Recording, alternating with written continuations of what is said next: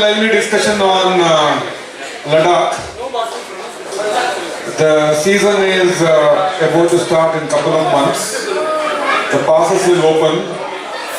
The road conditions are getting better and better and better. Unlike when Deepak drove 20 years back and when HVK drove 20 years back. And even when we went from 7-8 years back. So the roads are becoming better and better. Still, it is an amazing trip. Lots of challenges. It is something which is once in a lifetime kind of a situation, right? So, to speak about it, to answer your questions, so we have three experienced panel members. The first one, let me introduce Parag Sachania, a veteran of Ladakh trips. I have been there a couple of times, driving all the way from Bangalore. So he is an IT professional based out of Bangalore, very active in the forum. You have seen his replies, his comments and all that. Then in the middle, no introduction required. So HV Kumar. And Pawan we just pulled in when we came here because we were looking for somebody who has done a bike trip to Ladakh, and we figured out Pawan did last year. Last year he and his friends did a bike trip to Ladakh. So we thought it will be good to have a biker in the panel to get some exposure and experience and also answer some questions. Gentlemen, please sit down. So let me possibly ask a couple of ice-breaking questions, then we'll open up to the audience to ask any question. Kumar, let me start with you. So, when did you go to Ladakh first, and what was your first experience when you landed there? You know, when you first went to Ladakh, not recently when you were there in Kashmir and all that. I'm not talking about it. When you went, say, 15 or 20 years back, when nobody knew about Ladakh.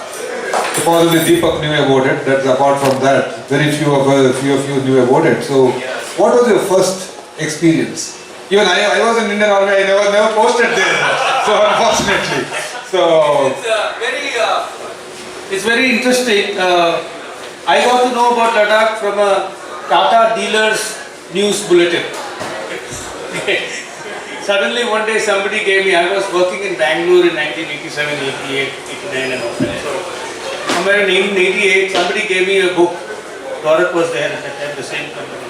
So he gave me a book which has a beautiful Tata 407 and the 207, that is the Tata Mobile, and the 407, that's the LCV, were tested in Ladakh. It was a beautiful book, I still have it. It had wonderful photographs of Ladakh. We never heard of Ladakh before.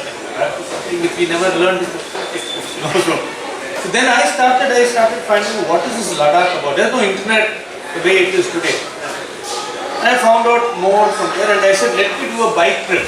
See, till 1989, if you know that even from Manali you have to take an inner line permit to go beyond. From Manali you have to take a permit. I can go live in Manali after that. So 1988-89 they first relaxed that and said you can go to Ladakh. That's when I dreamed of going to Ladakh, 1988. To realize that dream, it took me more than 15 years. So in the process I kept collecting data. I didn't know anybody who had been to Ladakh, as usual. We are always the first guys. So finally I managed to do only in 2003. And I obviously had a small car, and like Parag, in this WagonR, I had a small 800cc car, it's a Matiz.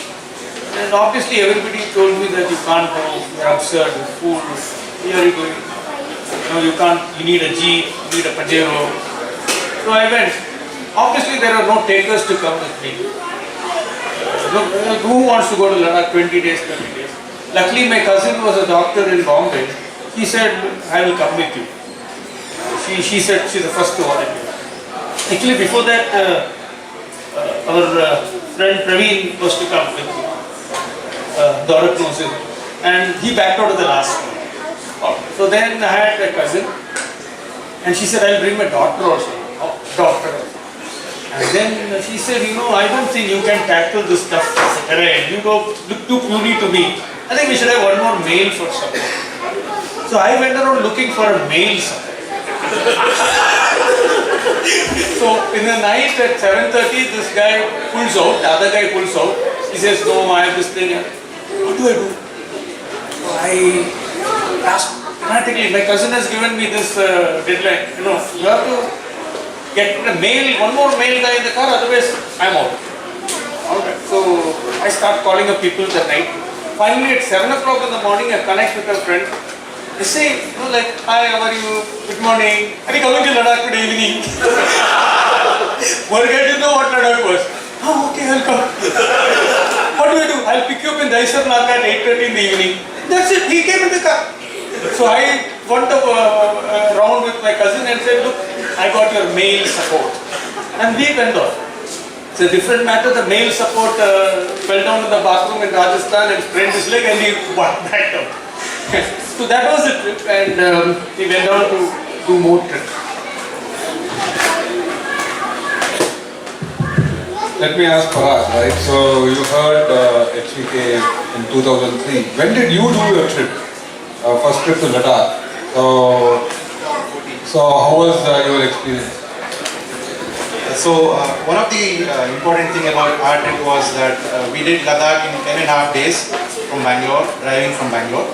And we did it onward. We took the Manali route and we returned via Jammu, and we also took the Mughal route to come back to Srinagar, and that's how we. You were in the Wagoner.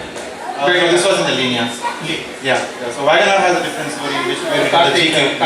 Yeah. So I'm a firm believer in one thing, that no matter what car you drive, you can take it anywhere.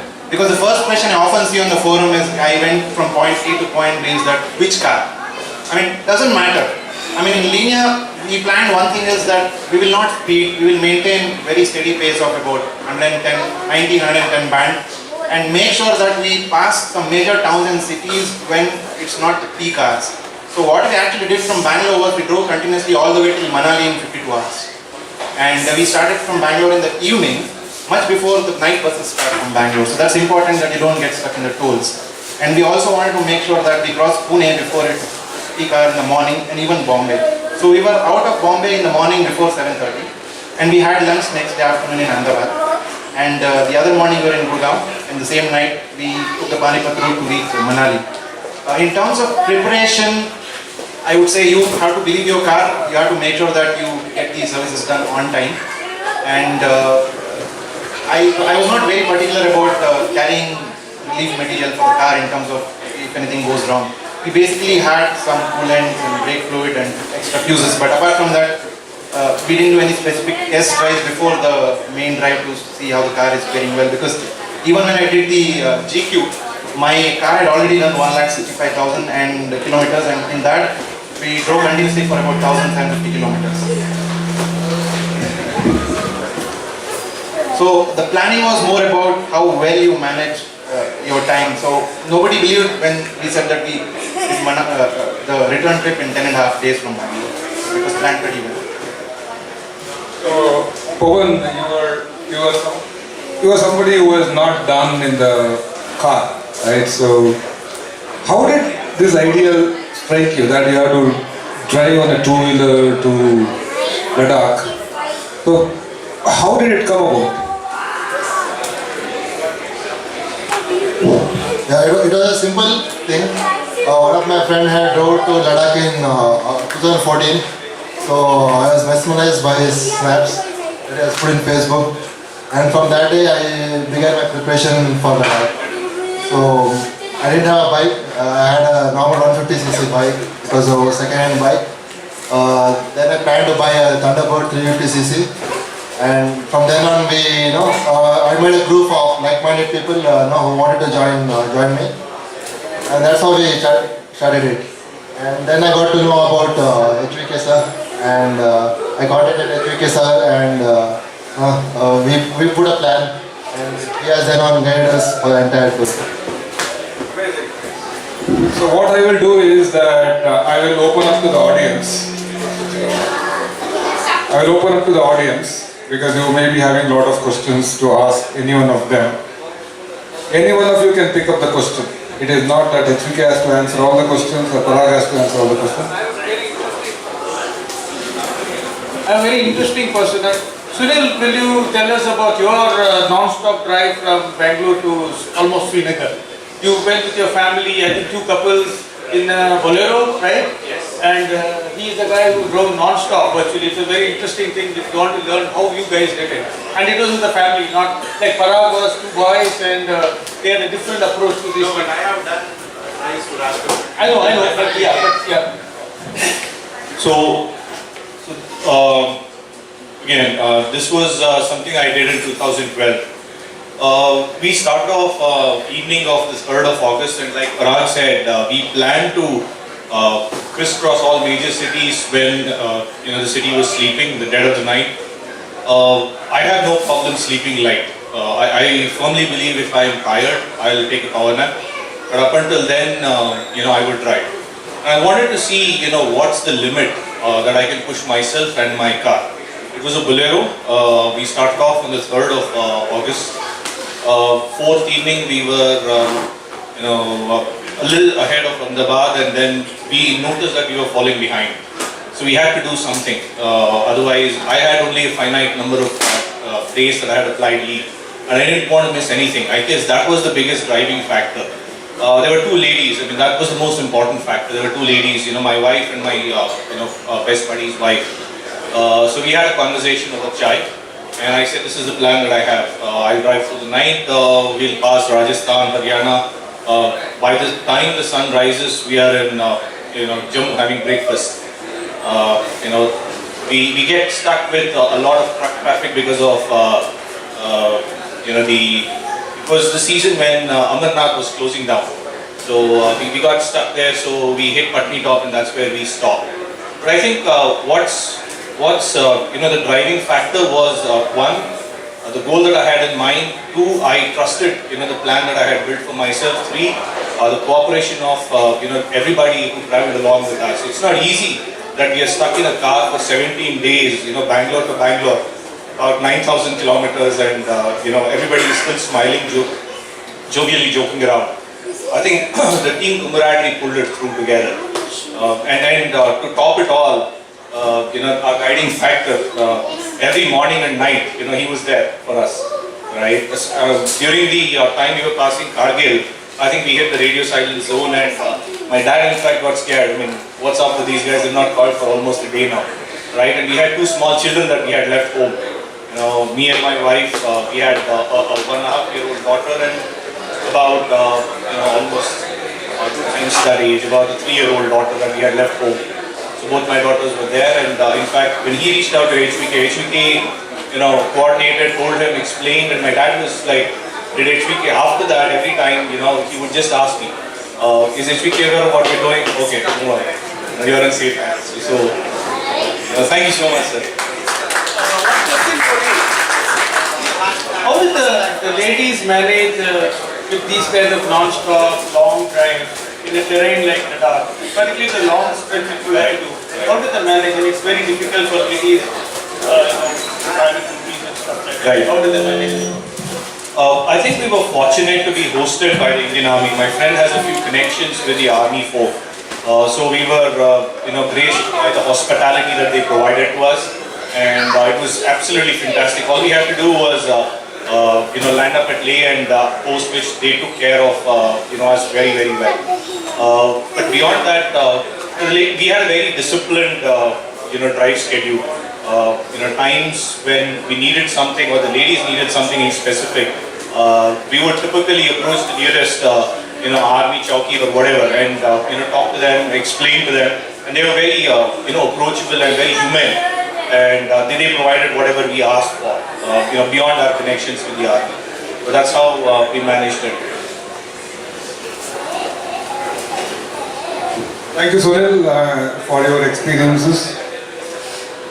Dwara, you have gone in a car, you have gone in the bike. It's one of the few people I know who went both in the car. You went in a gypsy once. You came with me once. Then you went in the gypsy, right? He went in the Yuva, the small car, and then you went in a bullet. That's right. How was it in all the 3? It's a very interesting experience. And that too with the family, with your wife and your daughter, right? That's right. Right. Tell us about that. Thanks. Hello, I'm Ladakh here. I know HV Kumar for almost like 30 years. We worked together in Bangalore. And he was the one who infected me with the travel bug. I used to travel with him on the bike in the midnights. Nowhere to stay, nowhere to sleep. I used to sleep behind him. So I carried on actually after that and went on some solo trips as well. We went for Ladakh in 2004. In the Metis, he asked me, "Are you going to come?" I said, "I was looking for." Yes. Went with him. We had really challenging times actually. Lots of fights. Lots of fights and clutch plate burns and Bear infested jungle. that's right. So we had a very good time actually. After that, the Ladakh is really enchanting. I wanted to do it again and again. So next was in the 2008. I called for some bikers. So people said that yes, we will come in 15-20s. Finally ended up with only 3 who were not planned actually. So How many clutch plate failures in those bullets? 2 clutch plates. Rohtang Pass. Yeah, fortunately for me, there was no clutch plate burn, no brake pedal, nothing of the sort. So this was really a great trip. But my fellow bikers, they were already exhausted. They were totally disoriented, looking at the snow and the mountains and everything. As soon as we reached the lane, they all said that, "Sir, we will go by taxi to Bangalore Lake." In fact, I wanted to make the Marsmikla on the bike. These people, they said, "No, we will go by the taxi." So my dream of going to Marsmikla is still unfulfilled. So, later I thought I will go by car or gypsy. I made it ready, gypsy also I made it ready. I made the bike ready and sent it to Amritsar, thinking that me and my wife will go.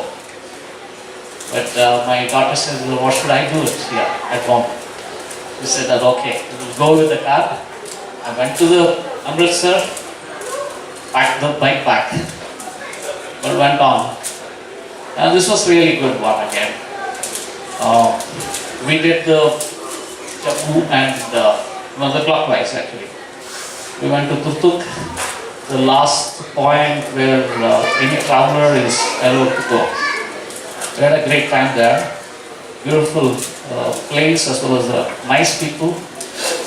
I think you should all try that. It's a How did the small car perform? Because it's the question which we always keep asking, can a small car do it? And every time I say I did it, I say, "We are not you." I mean, so I want somebody else to say this. Parag has taken an India and you have taken a UA. And UA is a very low ground clearance car. That's right. And it's not exactly, I keep telling people when you take a car to Ladakh, make sure the car is a popular car because you will get service backup, etc. Yours is the least popular car even in Bangalore. Correct.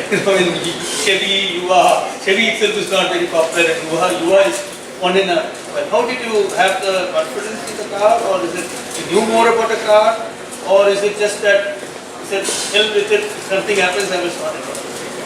Third one. I mean, what gives you that confidence? I mean, a lot of us don't know anything about our car. I mean, everybody is not Parag.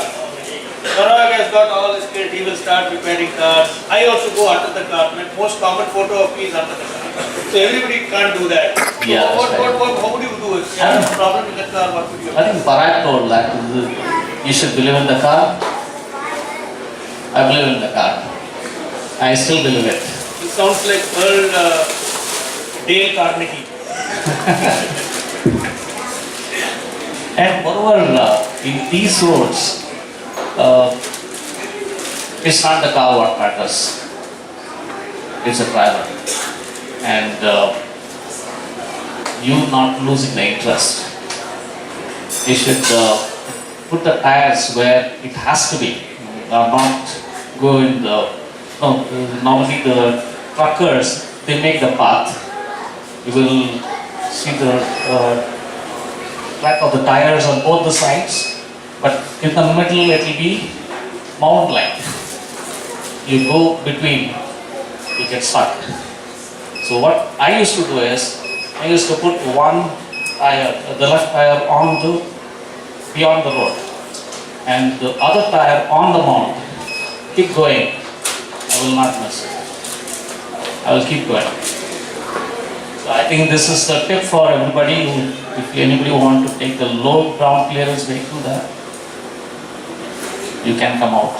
But Gaurav, you are off-roader. Okay, so I mean, are there any specific techniques like you just explained from the off-roading world which you can share with us? I think Shibu, if you're there, you should also come forward. I think we are all on-roaders. We want to know about off-roading. I was with Shibu a few days ago, driving in snow. Here this man was nagging me. First gear, don't put the brake. Don't do this. You know, there are so many techniques the off-roading world can share with us in the I off-road. want to ask one question. Let me ask Kumar. When we talk about Ladakh, in 2003, we went in 2010, we went in 2014, we went in 2015. Continued earlier also. So the condition, the road condition of phenomenally improved in Ladakh, right? So the complete Kardungla is blacktop. So even on the Manali highway, almost 150 kilometers from between Manali and Leh is beautifully, beautiful tarmac. So the road conditions have drastically improved. So what do you think are the challenges today? So I can understand. So for example, if you are driving in the snow, because most of the people here, 90% of them, they'll be driving through the season, right? So you will not be driving in the winter, where there'll be a lot of snow on the road and all that. So what do you think are the typical challenges? Looking at the road condition, on the Srinagar Leh, except for the Jojila stretch, the whole road is fantastic. Right? So what are the typical challenges?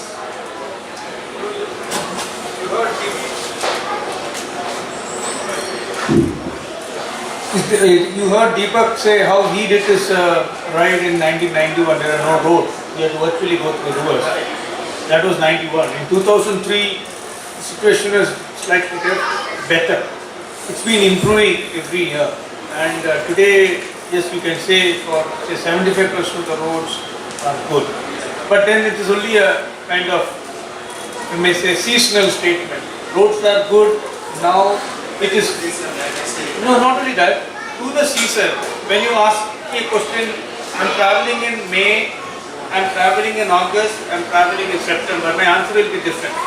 Because the road conditions keep changing during the year, because when beginning of the season, the snow melts, the roads are in total mess, there are a lot of water crossings and challenges of that kind. Whereas by August, September, the roads are a lot more stable, weather is more stable. And season is very much in, advanced stage. So it's not a uniform statement that the roads are good all the time. So when we keep talking about which time of the year to go, the decision has to be taken with this in mind. Now if you were to be driving in a Land Rover, okay, I would say go in May. But if you were to be driving in a say Santro, I would say go in August. So the question differs for different people, different times. So the challenges are still the same. The challenges are not only about cars, the challenges are about the people, the persons who are driving the car. Their level of physical preparedness, the way they take medication and tackle problems of dehydration and curb their over-enthusiasm. You can't go dance in Ladakh. It's a very high altitude area. That is a very key challenge. Most people simply don't appreciate that Ladakh is a very high altitude place. It is not like being at sea level or at 800 meters. Oxygen levels are low, the sun is biting hot, the weather changes instantly. When you go on high altitude, people with medical ailments like asthma, it can be fatal. You have people misjudge, get disoriented, have accidents. So I mean the challenges are a lot about preparedness and ability to adapt to this terrain. If you ask me, any car can do it anytime. As long as you are prepared mentally, physically and the car, you should have confidence with your car. The other day I went to brief somebody on Ladakh and I asked him to open his bonnet. He didn't know where to open the bonnet of his car. I mean this is a statement I can make of so many people. They don't know how to change a tire. I mean when you go to a drive as difficult as Ladakh, you should be totally prepared. The car, it is not enough for the car to be good enough. I have known people drive Fortuners and broken alloy wheels. Okay, and so it's all about preparation. Shaker here, for example, drove an Innova last year, and he came out very well. I mean, the car Innova is not exactly the best of off-roading car. Like Shibu here is a total off-roader. His approach to this whole thing is different. I mean, he has a lot more techniques in his tools, techniques with him. So when Shibu says no, I said I'm not Shibu here, I do not know how to do off-roading. So the challenges are, there are plenty of challenges still. The challenges are on our ability to prepare and execute well. There is no other challenge. Every place is motorable in the right time of the year. I think it's very important to listen to this collective wisdom. All of us have a lot of stories to tell. And each one will tell you something. So that's why when we crowdsource information, you get to hear so many interesting views. Don't take the view that suits you. Like for example, last year somebody posed the question, is it okay if I can take a 6-month baby? 10 people said no, 1 person said yes, that person said. Okay, so don't take the advice that suits you. I think there is a lot of collective wisdom here. In this room there is so much of Ladakh. I think if we thought of the man years of experience of Ladakh driving, I think we will come up with a huge number.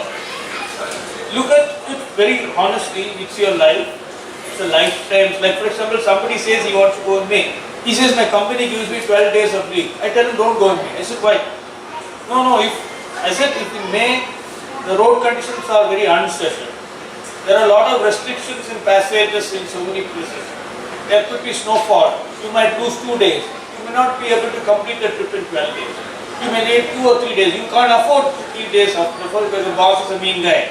So keep those challenges in mind. These are very critical because all of us have homes and offices to go back to. So plan it very meticulously. The best of plans go haywire, but whatever the plan is, try to execute it very well. So, Parag, when you were planning, like, what did you keep in mind? Like, HVK very clearly mentioned about. Not from an army background, how easy your stuff is to get a permit for that? Okay, good question because Siachen is in news. So when we went to Ladakh 2 years back, our aim was to do a trek in Ladakh, which we did. Then one of my batchmates was a commander. He was actually managing a Siachen brigade. He had just left. So through the army permission, we got to the base camp. But you can get it. If you have any army contact, you need a permission from the army authorities to enter the base camp. The base camp, the experience in the base camp is phenomenal. But the drive to base camp is just outstanding. Because you'll be driving all along the Nubra River till the base camp. And the mountains are amazingly beautiful.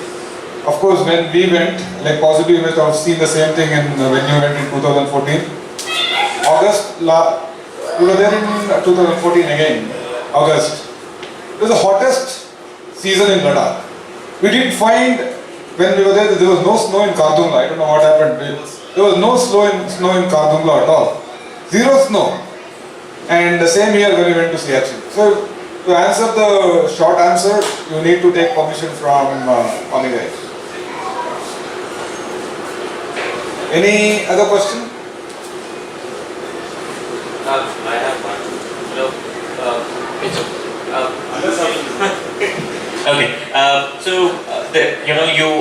In your kit, basically, which is there on Facebook, you do mention that carry some extra oxygen cylinders if you can, right? Now, is there a specific location where a person should station himself, make himself or herself accustomed to that particular, high altitude, breathlessness, and all certain issues, and then actually move forward?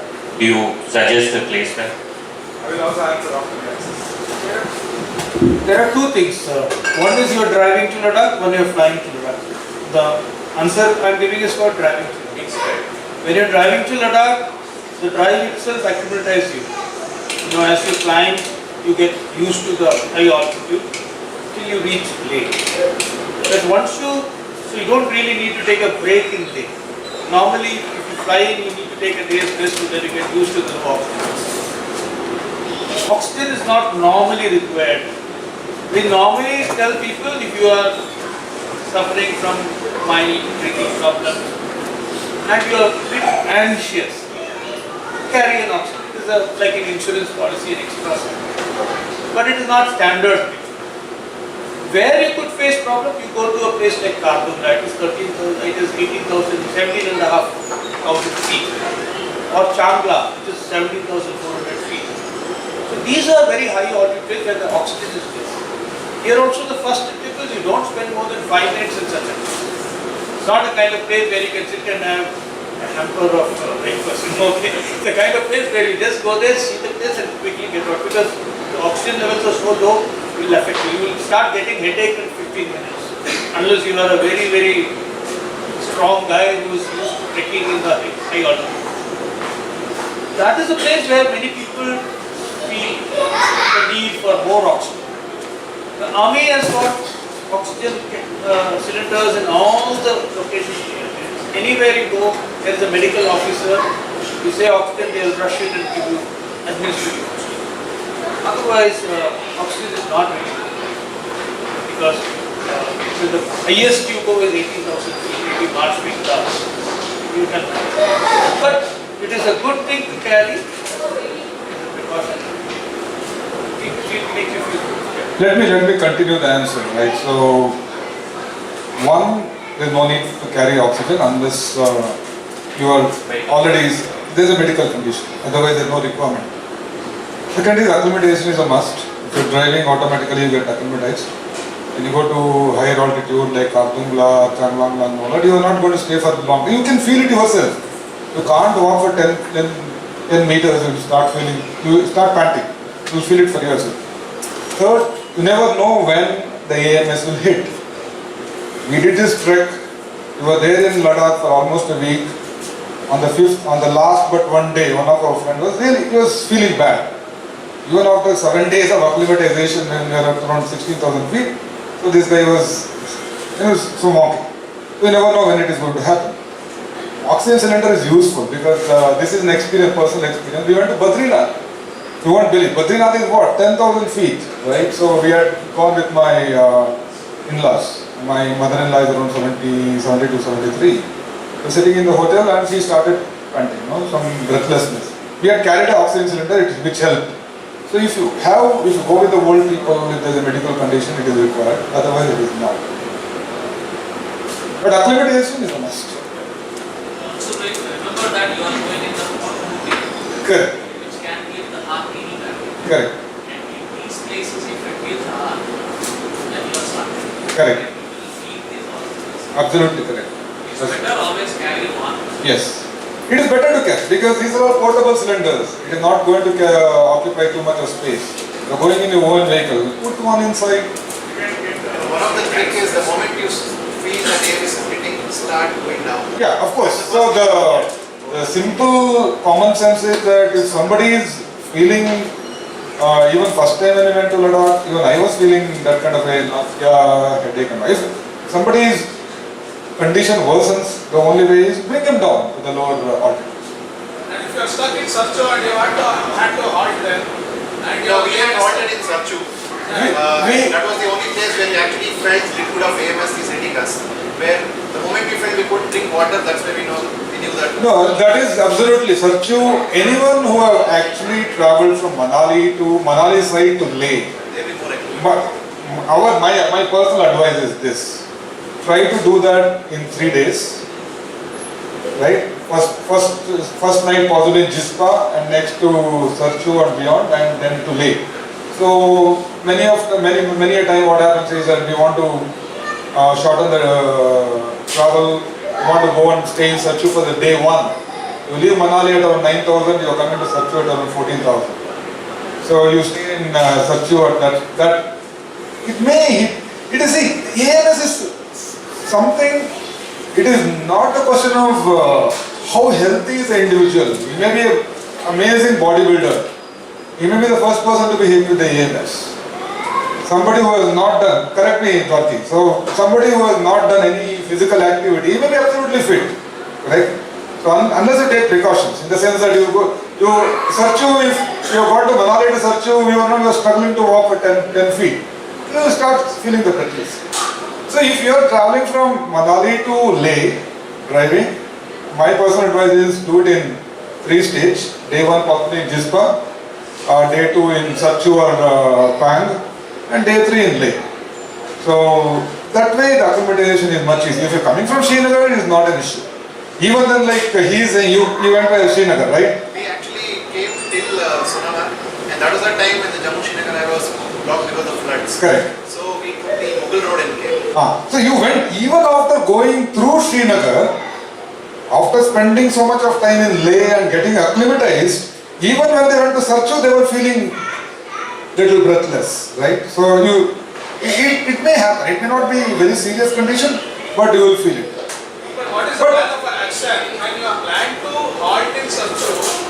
It may be around 8-9 o'clock in the night. You have to come down, you don't have an option. See, I will tell you, let me give another example, because many of us work in IT companies. When I joined Cisco in 2007, we had a case. Couple had gone to Ladakh on honeymoon, and these guys were somewhere in Kargil. So the lady was hit with AMS. It was late, they were in the evening, they had gone for a cup of coffee. She was hit with the AMS, she had seizures. He took her to the army camp. They said she has to be evacuated. There was no option for these guys to drive from Kargil to Srinagar at night because the condition was such. Same thing in such, you have to come down towards Pang or some down. Late night. Late night, yes, you don't have an option. The point is that your plan was flawed. You should never have landed up in Sarchu that late. Which means you did not plan the day properly. The classic advice we give is to leave day early morning, 4 o'clock or whatever, depending on the season, and try to cross Sarchu by midday and reach Kelang before it is dark. Now, reaching Sarchu, we normally don't like to travel from Manali towards Leh because we have to end up in Sarchu. It's impossible to stay there. Yeah, it is very difficult because Sarchu, particularly when you go from Manali, is a very tough place to stay. Because you are going from 2000 meters to 4200 meters, which hits you badly. No man can really face those things unless you are a very good trekker or you just plain lucky. My experience is, I want to share. I was there in Sarchu by 5 p.m. I was hit very badly. I had to wear it because I planned to stay there, and I had to wear it till the morning. I couldn't sleep. I just couldn't sleep. The feeling is it's a very bad feeling. It cannot be explained. I hope people who have come across AMS would be knowing it. It's like a feeling like I wanted somebody to airlift me from that place all of a sudden. My thoughts are hayward, like it's running all over the place. I couldn't control my thoughts and put it on place. It's that kind of feeling.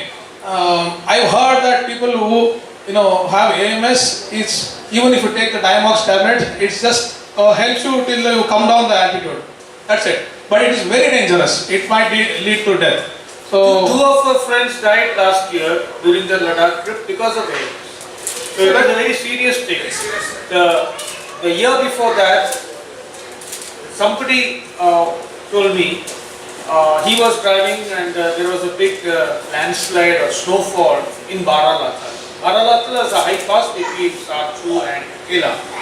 36 hours the road was closed. There are people who were in Baralathal when the blizzard happened and they were stuck there. When the blizzard cleared and this gentleman went the next day, he found 25 to 30 people dead in their cars. It was a horrific sight. It is not uncommon. It happens very often. The question like suppose it's 5 p.m. Sarchu, I would not dare go beyond Sarchu to a higher place because of uncertain weather conditions. Correct. So one of the classic advices we give is reach your destination Ladakh before 5 p.m. Never be anywhere near a high altitude area. The army traditionally used to stop people from going towards Karbala at 4 o'clock sharp. They don't allow you beyond 4 o'clock. You have to be in either North Kulu or South Kulu checkpost before 4 p.m. The reason is not, you will find very clear weather. But weather changes very unpredictable. If you have been reading things like how people climb Mount Everest, you will know what weather changes are. Changes one cloud, that's it. From 5 degrees it goes down to -10 within minutes. And it is not funny. Don't look at the army guys as an example. The army guys are there to survive in such terrain. They are prepared for it. So, just the fact that they can live out there doesn't mean you can. Yeah, so the point is, let us also look at realistically. Let us not get terrorized by AMS, but you should be aware of what it is. That is very important, right? It is not that AMS will definitely hurt you if you are not aware what to do with it. But if you are aware, then you can take precautions. So if you are not aware, like Kumar is saying that, okay, I will do a continuous trip from, let us say, from Manali straight up to Leh on day one. Not possible. Even if it is possible, you will be stuck with the AMS or something because there is a need for acclimatization. But as I said, AMS is part of life when you are in Himalayas, especially at altitudes in Leh, Ladakh. But you don't have to worry about too much. Dimox, as I said, I was also stuck for like the same way you had. You can't sleep, you will pop up, right? So all those things will happen unless the situation deteriorates. You don't have to worry. If there is a group in a camp, everybody will be feeling the same thing. Especially in Sarchu, if you are coming from Manali. Everybody will be feeling the same thing. They will be having that kind of breathlessness, they will be feeling a headache, they will be having, they can't sleep that particular night, unless the situation really deteriorates. So, Deepak will be able to tell because he was the first person who would have seen all this. Talking about AMS, the picture of 1901 when we were at Kadula, my partner Masaraj is with him. He is not able to move. So it's a typical scenario. So we had to take a special permission from Leh, from the army camp. We reached South Kulu. We were sent back to get the required permission. Then we wanted to do it there. 3:30 was the picture taken. 4:50 there is a snowfall of 6 feet. Yeah. So if you are there for another 5-10 minutes, you would have got caught. That's it. No, absolutely. See, the other thing like Kumar says, when you are driving in mountains, the weather changes without any notice. So when we went for the trek, the last day of the trek, it was absolutely crystal clear for 5 days. The last day of the trek, it was cloudy and it was all snowed up. Last year, I was talking to Kumar when we went to Spiti, crystal clear weather. Last day when we were trying to climb Kunzum, it started snowing big time. We were keeping our fingers crossed. We were driving a Scorpio in almost snowy road, right? We don't have any snow tires and all that. It happens. That's a part of life, it's a part of experience. But you should be aware of the condition and how to tackle it. Next question. Amit. So, a lot of people had some challenges in terms of taking the self-drive cars or the rental cars in the Ladakh region. Is that problem solved now, or what is the status, at least for this year? Ajay Cherian there? Ajay is gone? Ajay is there? He's left, okay. I mean, a lot of people from our community have been driving in self-drive cars over the years. Last 2 years particularly, Shubka, Miles, they've been very popular. It's a taxi at the end of the day. So taxis have restrictions in across Ladakh. Still, each territory in Ladakh, each sector in Ladakh is controlled by a respective taxi. So they do not like taxis coming from outside. So whether it's a self-driven car, taxi or chauffeur-driven taxi, it doesn't matter. So since they cannot stop it entirely, so they come up with a certain protocol. Just that you can drive from Srinagar to Leh, you can drive from Leh to Manali, you can go to Somorudi, but don't go driving the self-driven car or van. It's just a protocol. हमको भी जीने का है. It is our country, our region. We have 4 months of livelihood. If you guys start bringing in cars from outside, how will we survive? It's a pure livelihood issue. Like in Bangalore, they say Kannadigas should get jobs. Parliament, they say disadvantaged community should get jobs. Well, everywhere there are obviously necessities to demarcate certain livelihoods. It's a common thing everywhere. So the taxi unions are also agitated. And they have been, I mean, there were a couple of unsavory episodes last year which has given it a bad name. But I have been consistently saying one thing. Ladakh is a very friendly place. Forget those as isolated episodes. I know the history of what happened because the people who were involved were in touch with me during the time they were close to them. So let us not get into detail. As of now, so far, we don't know what will happen this year. Last year, Zoom cars, all those cars were going. We even had some of our friends even driving to Pangong and Nubra Valley. Nobody stopped. So it's just be cautious, go with the law of the land. Let us not try to be activists or let us not try to talk about fundamental rights for a 10-day trip to Ladakh. Let us enjoy it. These are minor compromises you have to make. We make so many other compromises in life. So I'm not trying to be very defensive or docile. You don't have to be a hero there. You will be not a hero. So let us try to have an enjoyable day. Zoom cars, everybody is taking it. Self-drive cars, all of them are going. Just that respect these territorial restrictions they have imposed. I hope they don't change the rules this year. There could be now our friend Wasim and all that, they have filed a case in the Jammu Kashmir High Court. Yeah, I think Saturday there was a hearing and all that. So we don't know what the verdict will be. But I don't think any court will dare disturb livelihoods. It's a very sensitive issue. Last year, the police could do nothing. The district collector could do nothing. Because the local population depends on taxis. The biggest industry in Leh is army is one, tourism is another. Between the two they have to live. And it's only 4 months livelihood. So there's no question of disturbing that at the moment. People were just to give you an example how this thing works, and you will find how unfair it is. I have seen bikes, bullet bikes from Kerala being ridden in Ladakh. Now this Kerala operator who has got 100 bikes, he sends it to Ladakh to read the Ladakh season. Once Ladakh season ends, he sends it to Rajasthan. Then he sends to Goa. Throughout the year, he has got a livelihood, right? Because he is not a Ladakhi, he is from Kerala or Bangalore or wherever. He can afford to ship it. The Ladakhis, poor guys, they are stuck there.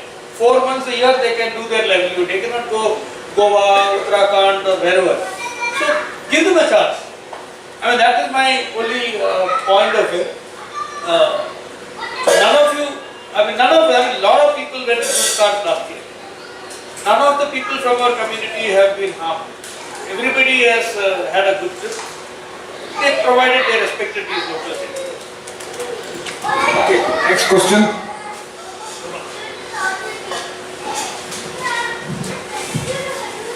Most tricky question to the panel. To do it clockwise or anti-clockwise?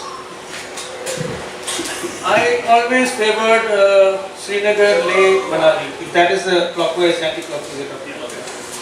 It's become a pattern for us to do it that way because of typically there are 2-3 issues. One, the acclimatization which we talked about. When you go via Srinagar, it is easier to acclimatize by the time you reach Leh. Whereas if you leave from Manali, from 2000 meters, you go to 4200 meters in Sarch. We just heard about the horrifying experience in Sarch. That is one. Second, going beyond Rohtang Pass requires a lot of permission. permissions. You need to apply online. There is a limit on the number of vehicles going. A vehicle beyond 10 years cannot go because of pollution, green emission norms and stuff like that. There are plenty of restrictions, but when you're coming from Kelang side, the Leh side, there are no such restrictions for the same vehicle. So it's one less bureaucracy you have to handle. And third, I think it's I think you're not missing out on anything. When you do the Srinagar thing, it's a very nice, you are prepared for the bad road. The Zojila is a much nicer pass to take than Rohtang Pass. In Rohtang Pass, if there's any problem with the slush, they'll just stop you there. So it's a more popular place, whereas Zojila is a more business-like place. They keep going. Lot of trucks, lot of taxis. The local vehicles, the lobby is very strong because there are a lot of taxis traveling from Srinagar to Kargil. So they will make sure that the road is open. Yeah. And another thing to add is, by the time you reach Leh from Srinagar, and when you are driving within Ladakh, you are already used to the conditions, the road conditions, the way you drive in the hills. So when you touch Manali, Leh, which is longer distance, 400 kilometers, you are more confident. And as you were mentioning, Srinagar Leh stretch is amazingly beautiful. Except for Zojila, it is fantastic today. So you will love that drive, and you will feel very confident when you do the Leh Manali stretch. For example, in Manali Leh, Manali Sarchu, there are so many water crossings. You are not prepared for the water crossings when you just leave Manali. And the water crossings can be really bad. They can be 3 feet deep by 2 o'clock, 4 o'clock in the evening. So it's something which is a high risk. Your trip itself can get curtailed. We have had friends who have waited 4 days waiting for Rohtang Pass to open and could not complete it. Whereas there have been very little chances of failure when you went by Srinagar. Srinagar, of course, is sometimes unsettled. You have a lot of guns, hartal, and perceptions of unsafe environment. But for most parts, Srinagar is a lovely place to go to. That is again a misconception. So it is a very safe place unless you really hear something drastic security situation in Srinagar. Typical stone throwing, hartals and all that is part of life. Don't have to worry. It is an amazingly safe place. People are very good, very hospitable. And if you are a non-vegetarian, it is a feast in Kashmir, right? So we don't have to worry about it. In fact, last month I was in some of the worst affected areas as per the media, places like Baramulla, Kapwara, Handwara, Sopore, Bandipura. All, if you see there, every day there are some 10 people getting massacred and army camps being attacked. They're such friendly people, such wonderful places to be in. The cops, the locals are all saying, welcome sir, why is nobody coming here? They've not seen too many tourists come there. So even the so-called worst places in Kashmir are so safe. And in Kashmir, the tourist is God. They will not harm you because they want tourism. That's where their economy runs on. So unless you are very stupid to do something, you are not going to talk about their politics. It's not your business. You just stick to your plan, go on your holiday. Next question.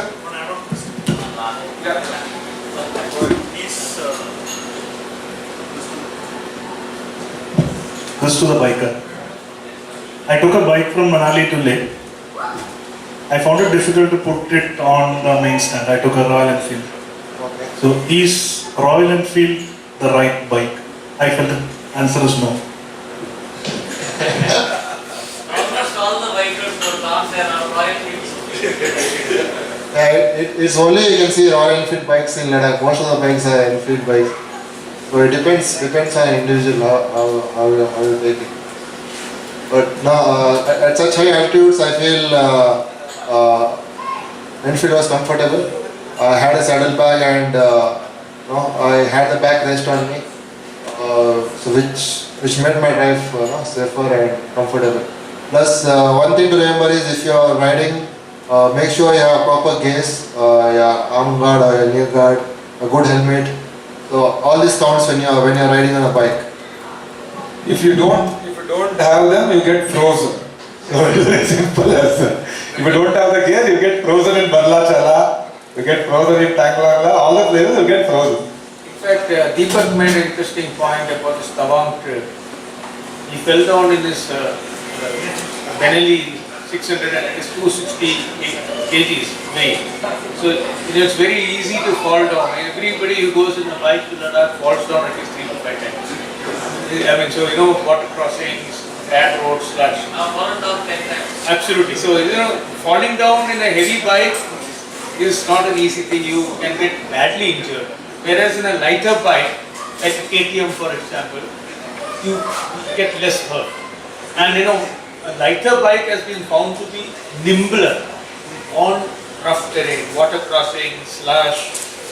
Ashok is there, he's smiling. I want Ashok to tell us what you think about this. I mean, lighter, you have ridden bullets, you have ridden KTMs. What is your take? I mean, my theory of saying that a lighter bike is easier on a rougher terrain. If I concur with you, I agree. Concur with you. I concur with you, Chief, because lighter bikes basically are much more nimble and flickable, as we say. It's more important on those type of terrain, the boulders and the roads and all those things. It should be flickable. Otherwise, what happens is if it's hard enough, your shoulder gets pain and it gets affected over a period of riding and all that. And the good thing about the bullet is it's got good torque. It's got a very good torque that even in the first gear or second gear it pulls any gradient, which is not the case with the other bikes. So each bike has their own plus points and negatives. So if you're riding solo, I guess even Pulsar 150 would be good because even my friends have done it. Only difficulty will be on high altitudes. If you're riding double, it will be quite difficult. 150 would be not a big deal. Because there is a lot of misconception that you need to have a Royal Enfield to No. I agree with Ashok also. We are seeing a lot of these Pulsars. Taxis, they are all altos and Altos. So they are faster on you can comfortably. We also saw somebody going in scooter, right? So you can do that. As I said, it's more nimble when compared to the Royal Enfield. Especially if you're driving alone. It will be good to go with these pulsers and all that because they're not very heavy, easy to pull it along if it gets stuck up and all that. Weight actually doesn't make much difference, I will tell you. See, there's a misconception, weight doesn't make much difference as such. It's about riding ability. How confident you are about riding a bike. Because there are bikes which you think like sports bike, RC200. RC200 or RC390 is basically a sports track bike. We call it as a track bike. It's basically the riding position is front, you understand? It's not like a comfortable riding position. You are leaning front and over a period of time you get back pain. Because you are leaning much front. Such bikes are in that way. That's how it is all about. You can ride any bike, you can ride a Splendor for that matter. Or if you want to try, you can try a Ninja. Ninjas have gone there. Right. So even Benelli has gone there. Benelli, 600, heavy bike, 260 kgs. Ducatis, exactly. And if somebody wants, they can take a Busa also there. Yeah. No, actually, Ashok gives a very interesting perception, right? So let us assume that you are not driving a bullet in city. Suddenly you go there and you want to drive a bullet. It may not be a good idea. May not be a good idea. You go to Manali and you want to hire a bullet and try to drive Manali to Leh in a bullet. You have never driven a bullet. But whereas if you are comfortable, you are driving a Pulsar and you hire a Pulsar in Manali, may be a good idea. What happened last year, I was supposed to ride to Ladakh with my cousin. And what happened was, I had some other engagements. My brother flew down from Europe and I couldn't go. But my cousin has already booked the flight and all. He went. They went to Delhi. One of his friends, these two guys took a bullet. He has never ridden a bullet. And they went straight up. They went to Manali, Sarchu, Leh without stopping. Right up. And came back again the same route. And as he was telling, he said, I'm never going to do it again. Because he said like, the words like, it came to my mouth, XX came to my mouth, I'm not going to do it again. Because he had absolutely no idea about Leh ride, I will tell you. He has not read a single item or whatever we are discussing here. He has absolutely no idea. All he knows is go to Delhi, rent a bullet, sit on it, go to Manali, go to Leh, and he did that last year, 12 days. Okay, he doesn't know about AMS, he doesn't, and with luggage on his back. That's what happened. But he's got a strong willpower. He said, I will do it. And next, I think June, I'm going with him to Bhutan on the bike. 2 months later. What is very important from what you're saying is you must take a vehicle you are familiar with. Correct. Something which you know about. It's not, just not. I find, for example, a lot of people who take things like Zoom cars. Here in the city, they are driving Altos, they suddenly go and take a Scorpio. It's not the same. You can't drive a Scorpio the same way you drive an Alto or a Sentro. So, it's very important to have familiarity with the vehicle, and when you go on a tough terrain, there's no time to learn. And that is a very important thing. One more thing, Chief, I want to say is, if you are riding solo, you should know something to repair your bike. That's very important. How to change the tires, puncture, okay, change the clutch cable, brake cable, and clean the filters, because there's a lot of dust there, and you need to change the air filter or the oil filter. You should know how to do that, all this stuff. If you're not knowing all that stuff, it's going to be really, if you're stuck somewhere, it's going to be tough. That's very important.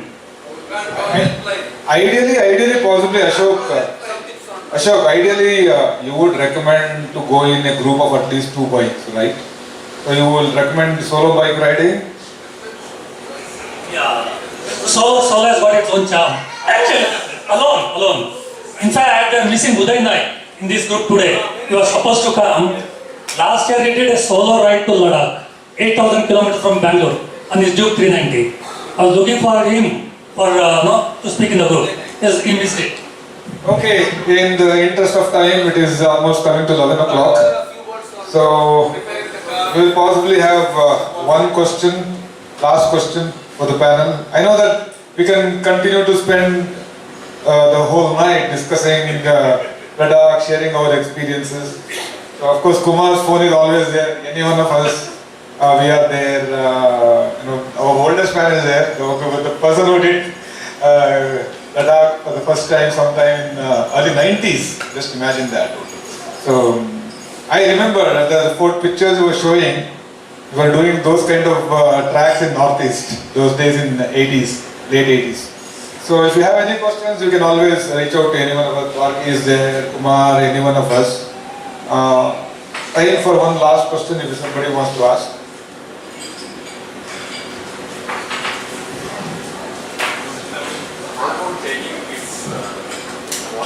Kids has the same, like he mentioned, I will send a document which is a beautiful document. There's something called the Himalayan Club. Himalayan Club is a Facebook page, you must have seen that. It is a very well-known association of mountaineers. They have published a beautiful document on AMS. It is very clear, unless the children have some medical problems, you can take a 6-month-old child also to Ladakh. It will have the same kind of a risk which I and you will be having. So only caution is, children is very difficult to handle. You saw the children over here, right? So because when you go to Leh or somewhere, the day one you're supposed to take a rest. You're not supposed to exhaust too much. Controlling the children becomes difficult. If you're able to control the children, day 2 and all is fantastic. Otherwise, AMS risk, it is same just like you and me, unless there's I have a couple of things to add. One is dehydration is a big problem for children, and that is a problem for us too. And children particularly get affected by dehydration. So mothers should be very particular about feeding them very well during this time. The most important thing which I try to tell people about very young infants, children below 1, is their inability to communicate. They can't talk. They are feeling uneasy, they cannot, other than crying, there is no way they can express themselves. A child of 2 years can tell you that, Papa, I am not feeling well, I am having headache.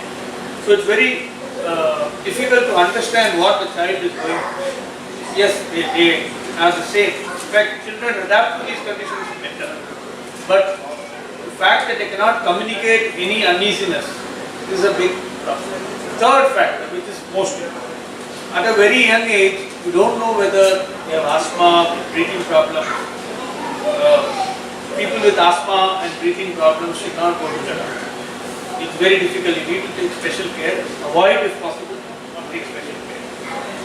A child of 1 year may not show these symptoms easily, manifest. Asthma and all that starts at 2 or 3. So if congenital problems are there, you will not get to go till it. So in general, apart from the trouble of taking children along, it's a high risk. And at the end of the day, what do the children get out of it? They don't remember anything. That's the point. So if you have somebody to take care of the child at home, leave the child behind. It is not worth taking the child all the way. If it's a child of say 10 years old, the child will enjoy it. Yeah, this child is not going to remember it. It's just that it's like you are just keeping the child because you know where the person is. So I would generally tend to avoid because the problems with children, diet is a problem. You don't get food properly. Correct. The children can be very cranky. Like we heard Manoj, how they had to watch 15 times the same movie, Yeah. You have to keep them entertained. It's a very long journey.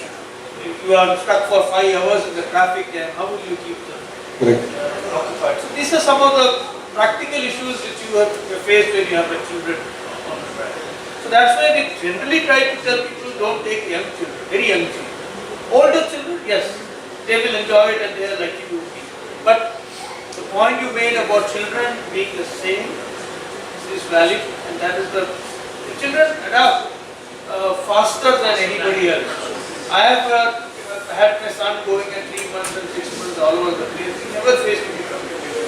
So take that as a Okay, so with that note, we will end the discussion today. And it's almost 11 o'clock. So we will have, who will be doing the vote of thanks? Of course, yes. So, more memento to all the panelists. Parag, Pawan, and the chief. To me, what for? So, once again, who will be doing Ajit? Who will be doing? Anil. I'll hand it over to Anil for the vote of thanks. Hi, Chief, one moment. There are 2 more people where we want Chief to give the memento. These 2 people have really done a lot of work. One is Sarita, please come, and Ramya.